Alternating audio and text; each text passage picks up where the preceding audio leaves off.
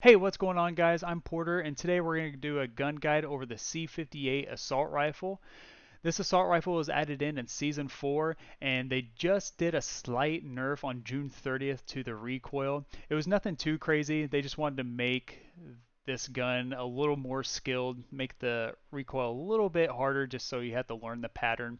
But we'll go over attachments, how to use, and I'll give an overall rating at the end of the video. And then in a separate video, I'll have gameplay of this gun so you can see the potential of it. But if you find this video helpful or entertaining in any way, definitely hit that like and subscribe button. But let's go and get into it. Alright, this is my overall attachments for the C58. So I'm going to go ahead and explain the attachments, but after I get done with that, I'll give you alternative attachments I think are a good option for this gun as well.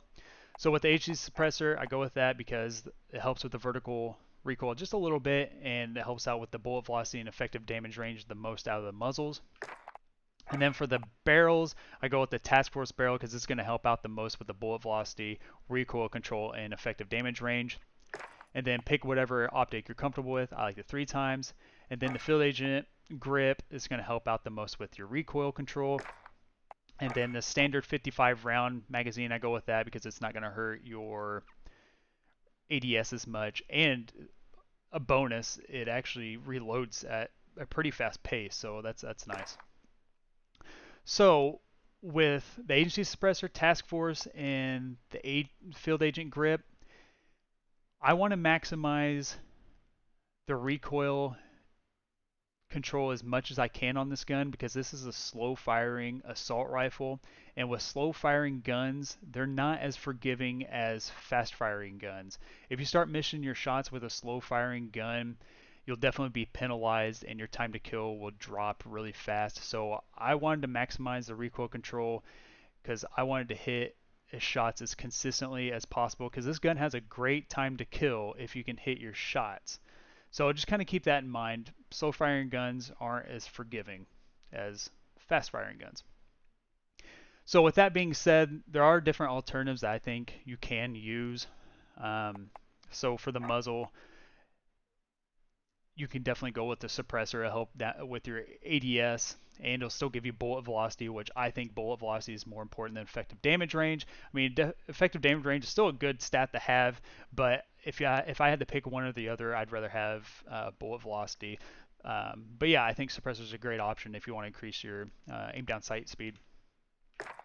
Then as far as barrels, if you don't want to do the task force, I feel like the reinforced heavy is a good option. It basically does the same thing as the task force, but the buffs aren't as good, and then the cons aren't as big of a hit. So I think that's a good option there. And then I think the Ranger barrel is a good option too. It helps with the vertical recoil and it helps with the bullet velocity, and there's not as many cons. So I think those 3 barrels are definitely a good way to go there. Then if you're really good at controlling the recoil on this gun, especially even after the nerf where they slightly increased it, if you're still good at controlling the recoil, you could even take off the field agent grip and you could put on a rear grip, and you can either pick the serpent wrap or the airborne elastic wrap. Those are 2 good options right there.